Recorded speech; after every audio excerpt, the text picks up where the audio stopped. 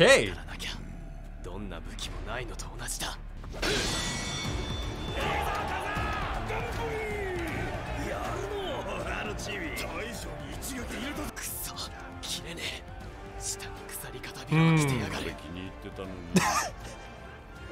Love this theme.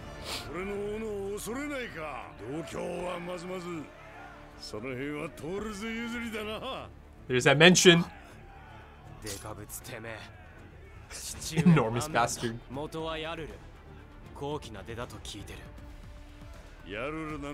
Ah.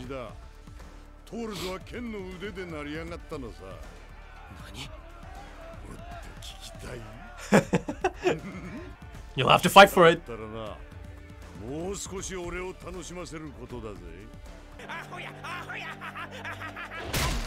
Oh.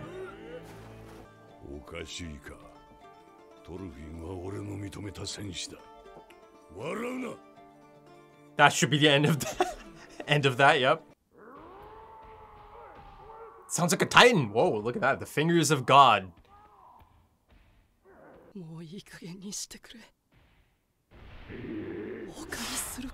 Berserker Bjorn.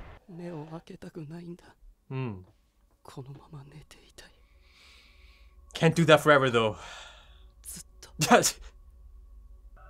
Whoa. Ragnar.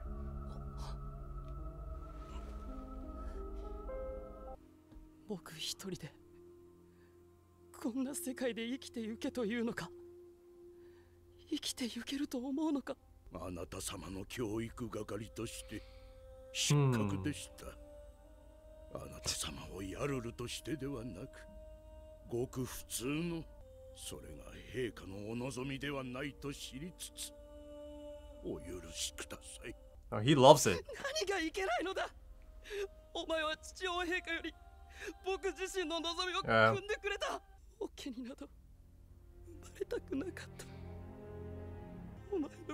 Oh.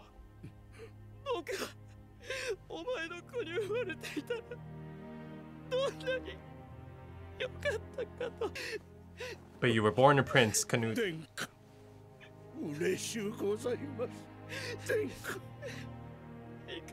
Wow.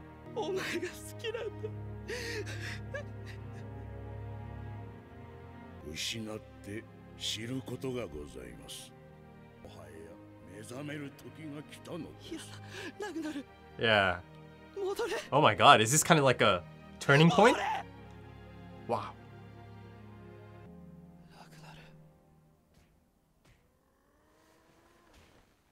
There they are again, the fingers of God. Yeah, Broly. Wow, now this should be interesting, right?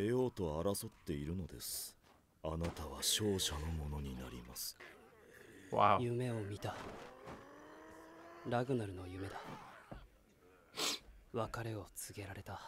Closure. That felt like proper closure. Huh.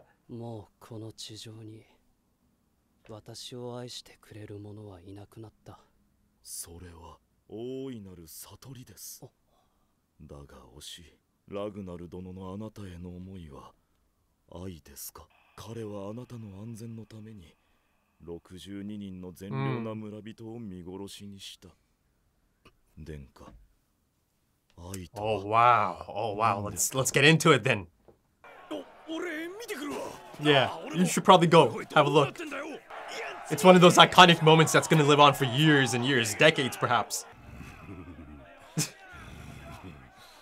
Jesus.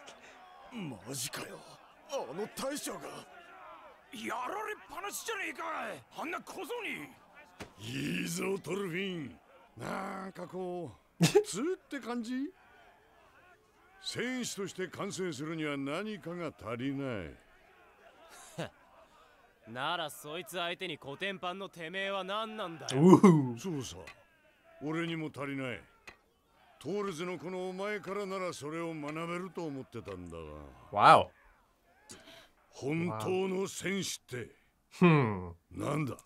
Right. This should transition to...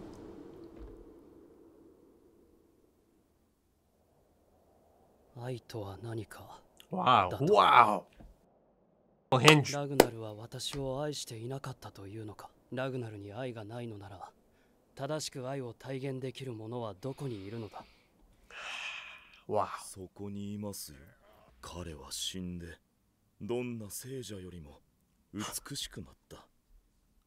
愛そのものと言っていい。彼はもはや憎むことも奪うこともしません。彼はこのままここに打ち捨てられ、その肉を獣や虫に惜しみなく与えるでしょう。雨風にさらされるがまま、それで一言半句の文句も言いません。死は人間を完成させるのです。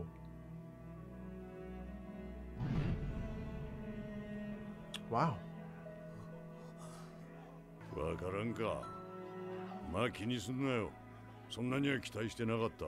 愛の本質が死だというのか。Wow, look at this. ならば親がこう、夫婦が互いを、ラグナルが私を大切に思う気持ちは一体何だ。差別です。王にへつらい奴隷に鞭打つことと大して変わりません。ラグナル殿にとって王子殿下は Right. 他の誰よりも大切な人だったのです。 There's a conversation 彼 in 自身の命よりも彼のあなたに対する心弱い思いは差別です。まるで霧が晴れていくようだ。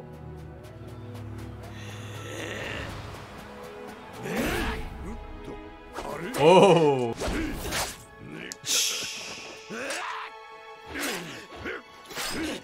Look at this. Wow, this is 分かってきた。この雪が愛なのだな。そうです。あの空が、あの太陽が、吹きゆく風が、 wow. なのに Wow. なんということだ。世界が、神の御業がこんなにも美しいというのに、人間の心には愛がないのか。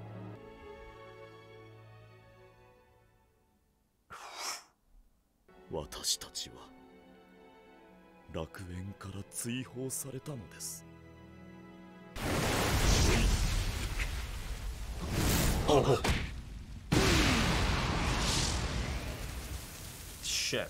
足のバネで衝撃を殺したか。 He's coming. やるね。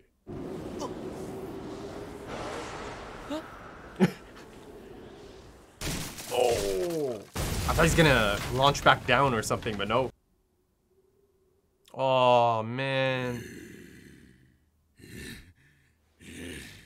殿下、お逃げになった方が良いでしょう。 The princes had 正気の人間がこの世のどこにいるのだ。皆同じだ。誰もが等しく愛することを知らぬのであろうか。 the priest. 生の意味を知らず、死の意味を知らず、己の戦う意味さえも知らぬ。殿下、地を得て代わりに失ったもの、最も大切なもの、そしてそれは生ある限り私たちの手には入らぬもの。手には入らぬ。それでも追い求めよというのか。天の父よ、哀れな戦士、最も愛より遠き者、楽園を追われし者よ。 Look at this. 我々の生は試され耐え続けるためにのみあるというのか。天の父よ、あなたの与える試練ではこの者の魂は救えぬ。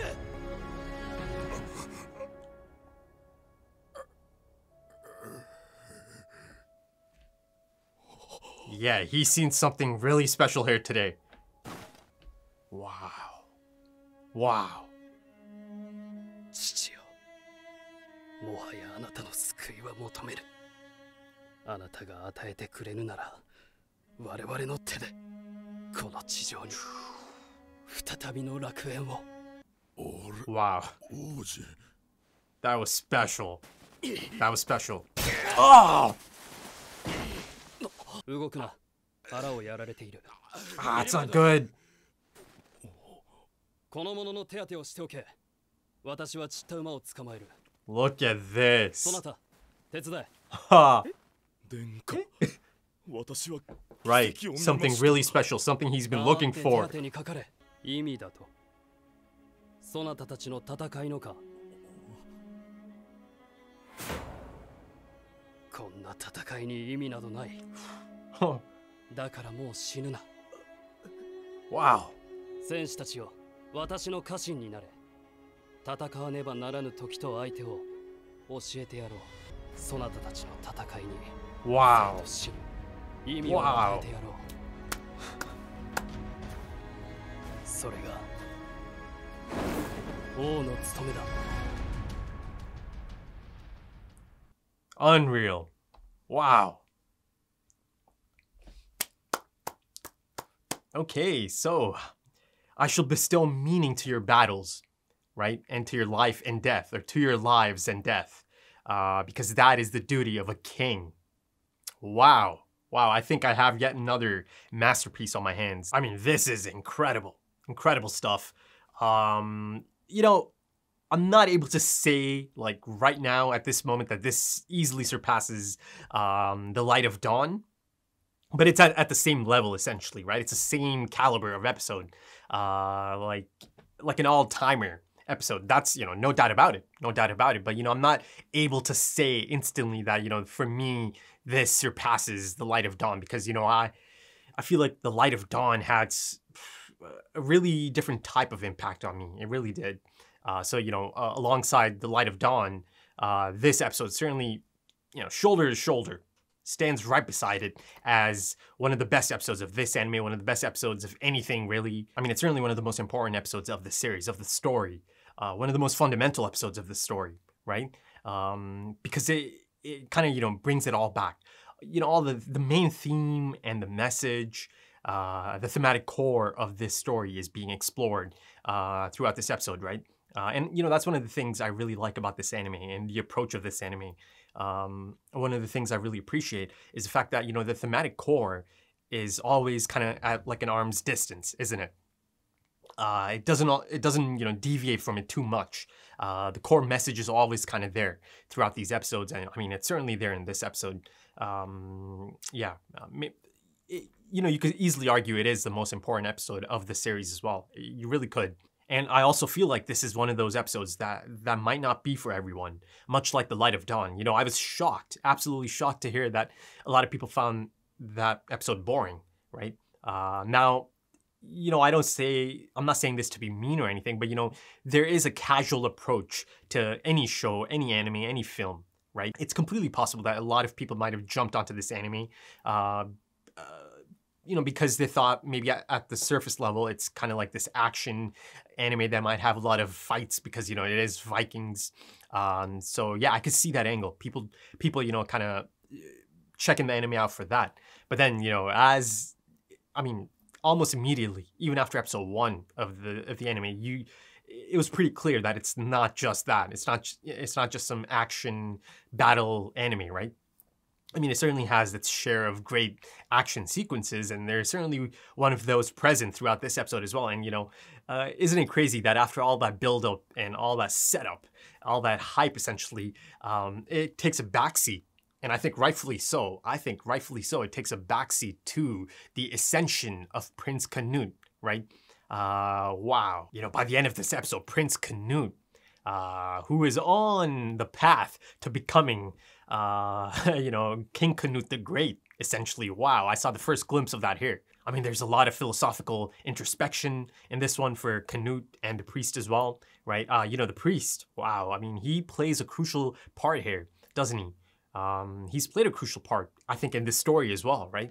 You know, those scenes of him and the two brothers, yeah, you know, I could tell, even then I could tell how important those scenes feel. And to me, those are some of the standout scenes of the anime, even though, you know, maybe the approach or the inclusion might have felt kind of like a, you know, side thing. It all kind of ties back into the main theme regardless, right?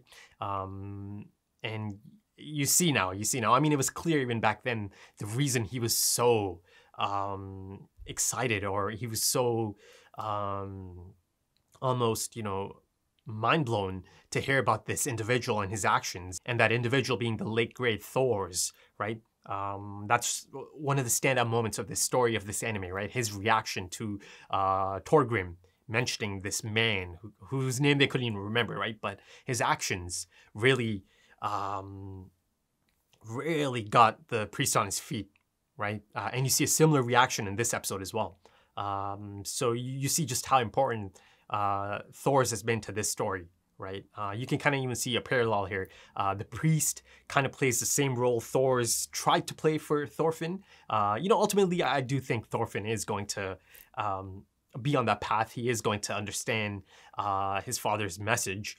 But you see that, you know, the priest kind of, as a parallel to Thor's, and Canute as a parallel to Thorfinn, it's a bit of a different outcome, isn't it? Bit of a different trajectory to that enlightenment, essentially. I mean, Thorfinn is certainly still on that path. He's, it's still a bit of a learning process for him. He'll get there. I mean, you know, I think that much was clear in the first few episodes, right? I believe that was one of the points I kept making in my discussions for some of those earlier episodes. He'll get there, but it's a tough road. It's a tough road ahead. But you see Prince Canute, you see that after these incredible moments of clarity, and, you know, once again, the visual storytelling is just second to none. You see the metamorphosis of Canute throughout this episode, right? The change is so clear to see, right? Just through the visual storytelling as well. So, you know, this anime just utilizes everything to perfection. All of its tools. I mean, in that sense, once again, you know, it's one of the most visually stunning episodes of the series. There's some stunning frames here. Once again, you know, it's absolutely loaded with subtext and parallels. You know, be it through visual storytelling, be it through some of these back and forth questions that are being asked, right? Philosophical introspection. There's that one tight shot of Prince Canute's eyes. Wow. I mean, you know, you see, just then and there, you see the difference, right? I mean, he comes out looking like a different person. You see his demeanor has changed, his stance has changed, his cadence, right? The voice acting here is just phenomenal as well. You know, great credit has to go to the voice acting here. And it was brought to my attention that it's the same voice actor who does Flock from from Attack on Titan. Shingeki. Now, to be honest, I didn't really clock that. You know, it was brought to my attention mainly because, you know, Flock's voice acting isn't anything, you know, memorable, to be honest. I mean, it's good, but, you know, it's not something like that really stands out or anything. But, you know, here, whoever this voice actor is, I mean, incredible, just incredible, because that certainly played a major part in this growth, this change. You see in the first half and in the second half, it's a different Prince Canute, right? And again, they're kind of utilizing everything, be it the voice acting, the visual storytelling, the incredible score. Everything kind of comes together in unison to deliver this incredible masterpiece of an episode. I feel like it adequately sold Prince Canute's moment, right? That it is believable by the end of this episode. He comes out the other end having this new resolve, right? This new inspiration, this new drive, having this new purpose after, you know, kind of realizing the meaning of true love, or the truth of love, and the meaning of life and death, right? Or beginning to at least understand the meaning of life and death. I think this sold it. It was adequately staged. And yes. If I'm being honest, I did not expect it to happen in this episode, right? I was actually expecting something a bit more gradual, kind of leading up to perhaps even the finale, right? Or maybe a few episodes before the finale, essentially. Because, you know, by the finale, it might have been too late. They do have to give the audience a few episodes of him after his newfound purpose, right? His new drive. And, you know, one thing that's kind of coming to mind right now is, you know, something he told Thorfinn on that cart. This is from a few episodes ago now, and, you know, this is around the time they're kind of having like this moment, right? Bit of an argument, and it was the first time Ragnar kind of saw Canute kind of step out of his shell and speak to someone other than him, right? Someone of his own age. And to Canute, it was important that Thorfinn knows he's not a coward, but he's just cautious, right? I think that was really important even back then. And I think that is going to be important in the rest of this story as well. You know, after the setup in the last episode, I thought maybe, you know, almost the entire focus or major focus of this episode was going to be Thorkel and Thorfinn, right? The duel. But no, that kind of takes a backseat here, all right? It's certainly not the most important part of this episode, though that also has a lot of really great elements. I mean, a lot of important elements. And again, you know, as I mentioned during the episode, the transitional hinges, there's a few transitional hinges that are just masterful. You know, tying all these themes together and the parallels. And you could even argue that, you know, it's Prince Canute who kind of embodies the warrior spirit in this episode, right? A warrior does not need a sword. I mean, in that sense, it's even more clear now that, you know, the rest of this season, 6 episodes to go, it's certainly the, you know, the Prince Canute and Askeladd storyline, essentially, right? Thorfinn is still kind of taking a backseat. I'm really excited, man. I'm really so excited about Prince Canute. All that time ago, the moment I heard that name, right? The moment I heard that name, I knew, you know, the possibility of an incredible character arc and incredible character development is right there, right? It's right there for the taking, and it's played out just as I thought, right? Just as I expected and hoped. Wow, it's been incredible. Yes, it came a bit sooner than I expected, but I don't feel like it felt cheap or sudden. I feel like it was earned, right? They sold it. I actually feel like it was thoroughly and adequately sold to the audience and believable to the audience. At least that's my opinion on the matter. And, you know, I mentioned Thor's and his philosophy, right? Or his logic. You see that even if it was briefly, Prince Canute actually did kind of understand that logic, right? Even though they've never met before. But, you know, it's a great moment for the audience because, of course, us, the audience, can connect all of these things together, right? That you have no enemies, right? No one has enemies. Don't discriminate. Turn the other cheek, all of that stuff, right? From Thor's philosophy. But then you see it deviates into something else, right? He certainly has his own philosophy here, you know, his own revelations here. Yes, you know, you have to remember that Askeladd certainly played a part here, and part of his gamble paid off. It certainly paid off, right? And, you know, there's that really interesting conversation that both him and Bjorn have, right? And, you know, Bjorn kind of brought up that idea or notion, you know, what if it doesn't work out? You know, what if he just kind of stays in that state, that depressed state, and never recovers from this, right? And there's hints of that early in this episode, right? Even I felt like, you know, you can't really stay in that state forever, right? And it immediately goes to that dialogue. So, you know, that was there too. So Bjorn's concerns they were certainly legitimate, right? And I kind of mentioned Canute's disposition a few moments ago, right?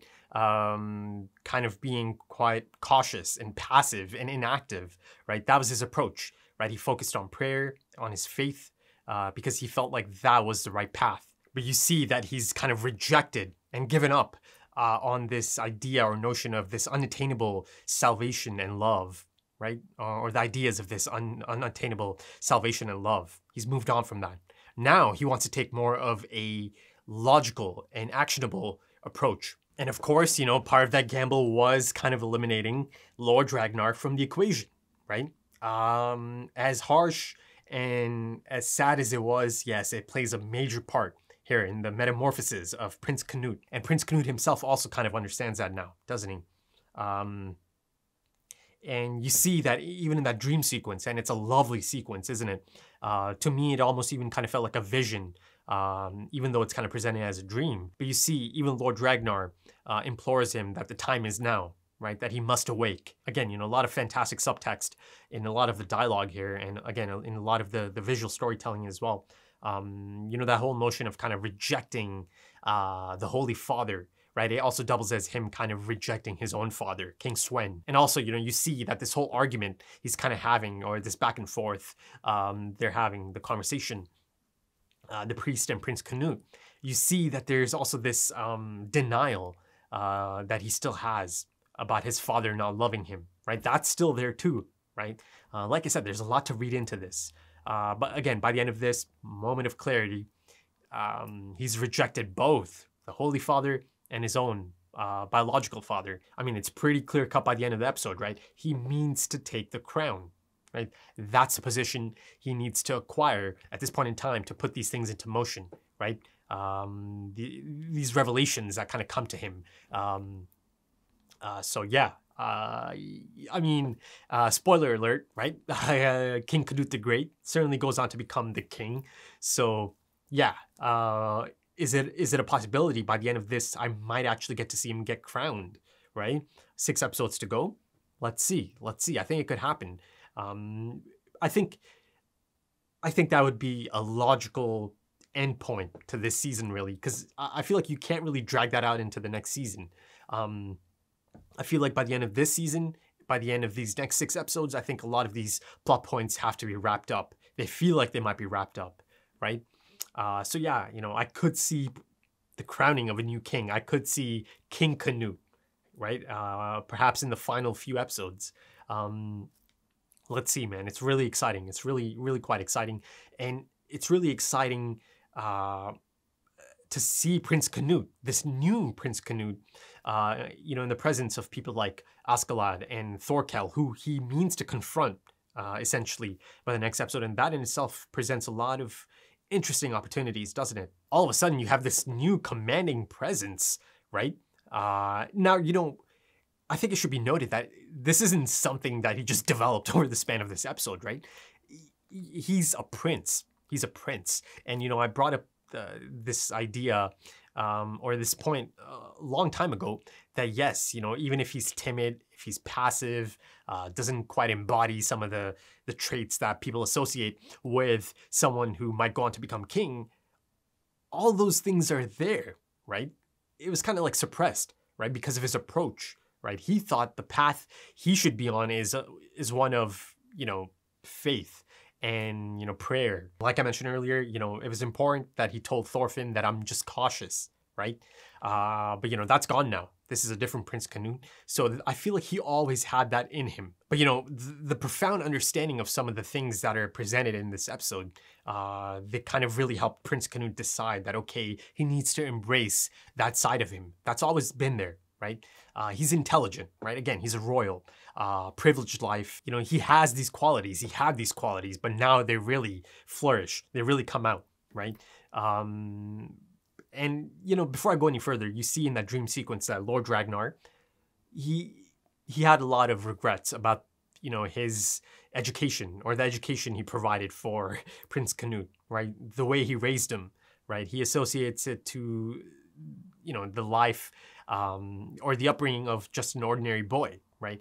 He might regret it, but us, the audience, knows, and Prince Canute knows just how important that was, right? Us as the audience knows that him knowing that side, him growing up like that and having that experience as well, that is so crucial to his upbringing and his growth. And, you know, from this point on, you know, going on to become king, it's all going to play a part, right? Having that perspective, right? Growing up like that as an ordinary kid, right? As a normal person, even though he isn't, right? Ultimately, he was born into royalty, yet he does have that experience. He has that perspective. So I think Lord Ragnar did something really important for him. But you can understand Lord Ragnar's regrets, right? Given the fact that he might feel like his actions and how he raised Prince Canute might be one of the reasons, you know, he kind of finds himself on the chopping block. It might be one of the reasons, you know, King Sven doesn't consider Prince Canute worthy, and he kind of picked the other brother, right? So yeah, you know, you could totally see that angle as well. But ultimately, I think him being raised in that manner, again, I'm not even sure if that's historically accurate or anything, but, you know, I certainly appreciate it in this context of the anime, of this story. That certainly has fictional elements, even though, you know, people like Prince Canute are actual historical figures. I am so goddamn excited to see Askeladd's reaction to this new Prince Canute. I mean, he's going to be so impressed. But I'm also excited to see how Prince Canute kind of deals with Askeladd and how he kind of speaks with him, right? And listen, man, the moment I saw those light rays and light shafts coming through the clouds, right? The fingers of God or Jacob's ladder. I mean, you know, it's one of those really commonly used themes, right? Or visual metaphors, essentially. And, you know, it kind of links to things like, you know, hope, right? Wisdom. And you see certainly a lot of that is present throughout the span of this episode and the conclusion of this episode. I knew, you know, I know the show, I know this story, I know this anime now, to know that the moment I saw that visual cue, that something special is about to play out here. Especially, you know, you see that it pans from the clouds, the sky, the heavens, and you know the light shafts or the light rays, and then it pans down to Prince Canute. You know, the priest mentioned a miracle, that he has seen a miracle today. You know, light shafts or light rays are certainly utilized in that manner as well, right? They are present in the presence of a miracle. They represent enlightenment, gaining new ideas, achieving clarity, right? All of that good stuff, right? So really love the use of the light shafts or the light rays. But the interesting thing here is also the fact that, you know, light shafts and light rays, especially the ones that are kind of, you know, emanating from the clouds or from the sky, from the heavens, are kind of used used as religious symbolism a lot of times, right? But here you see that Prince Canute is kind of rejecting the Holy Father, right? I believe the line of dialogue was, Father, I no longer seek your salvation. And again, that kind of doubles as the Holy Father and his own father, King Swen. And then, you know, you see that he goes through a lot of different emotions. At one point, he gets quite angry at this notion of this unattainable, you know, salvation and love here on earth, right? He gets angry about that. But you know, that moment as he approaches Bjorn, wow, I thought that was an incredible scene as well. But you know, even before that, you see that the priest tells him, you know, Your Highness, you should probably run now, right? No, none of that. There's none of that here. You know, he stands up, and you see at that moment in time, even the priest clocks his demeanor or the change within Prince Canute, right? And there's no hesitation here. There's no fear here, right? That's left him. None of that's there anymore. You know, and for that reason, I'm going to go back to that notion, that idea that true character can only be expressed through a choice and dilemma, right? How a person reacts under pressure is who he or she is. The greater the pressure, the truer and deeper the choice to that character. And you see the true character of Prince Canute, right? I mean, it's just really exciting stuff. It's incredible stuff. I think it's just fantastic character development on display. And, you know, I love how he approaches Bjorn, right? And there's a parallel to Thorgrim and Thorkel, right? It's like the exact same frame, essentially. But here, you know, unlike Thorgrim, you know, there's no fear, there's no hesitation on Prince Canute's part. You know, there's just acceptance. And I love how, you know, as he's speaking, it's kind of like him addressing man, him addressing a human, rather than, you know, addressing Bjorn specifically, right? He's kind of encompassing a human. So I love that scene as well. I really did. And of course, you know, it kind of leads up to that incredible moment of Prince Canute embracing Bjorn, right? And you see the priest, you know, like he said, he's seen a miracle today. But, you know, let's go to the priest. Let's circle back to the priest. Wow. I mean, you know, he played such a major role here, didn't he? And, you know, this idea that, you know, true love, this all-encompassing, indiscriminate, universal love, right? That was set up all that time ago. And I feel like I even kind of understood his take on it. But here it's like it really gets into it, doesn't it? His take on love, or the love he is speaking of, I mean, it's certainly logically sound, but I think even the priest himself understands that, you know, it's almost impossible to ask of that type of unconditional love or expect that type of unconditional love of everyone, right? He knows this, of course. That's kind of presented there. But, you know, again, that's the reason he was so shocked to, you know, hear about this man and his actions. Thor's, right? Because here he saw or he heard about an individual that kind of embodies the type of love he is speaking of. Now listen, I could totally see how this scene, right, the priest, and speaking of, you know, love, true love, I could see how a lot of people might have had a problem, right? Or a tough time, or might have been uncomfortable, especially because of the usage of the term discrimination, right? I certainly hope people didn't take that, or a lot of people didn't take that to heart, right? Because, essentially it's just kind of a term that's being used to describe selective love, right? Picking and choosing. And, according to the priest, that's not really true love. True love doesn't really allow you to pick and choose. Then it's not really true love, right? It's not unconditional love. It's not that universal, all-encompassing love. And that idea that death is love, because death does not discriminate, right? Though, of course, there's other ideas presented as well, right? Nature, right? The sun, the trees, all of that, those things do not discriminate. But, I could totally see people kind of struggling with some of the ideas that are being presented here, especially people that are quite religious, perhaps. In that sense, I would certainly love to see other people's reaction to this episode and that component of this episode specifically, the priest and his take on love. And again, there's another idea presented that death completes a person, and you see, as that line of dialogue is kind of playing out, you see a visual of Thorfinn and Thor's, right, full of arrows. And that example of the one dead soldier, essentially, I think that also kind of plays into the whole idea of all is one and one is all, right? That whole cycle of life and death, the eternal cycle of life and death. But yeah, he's not wrong. I mean, it's logically sound, right? His idea of love, or the type of love he is speaking of. A few episodes ago, there was that parallel there, right? That Thor's is also kind of being presented as a Jesus type figure. So yeah, there's a lot of fascinating stuff presented in this episode, and I certainly need to go and watch this episode again. But the fight itself, I've barely even said anything about the fight. Ultimately, one mistake, essentially, one split moment, and he kind of launches him into the air, kicks him into the air. I thought he's going to kind of come, right back down again, but no, he launched him into the trees. So he might be out for the count. I don't know, man. That's quite the fall he just took. But yeah, he was kind of going toe-to-toe for a long time, right? He cut up Thorkel.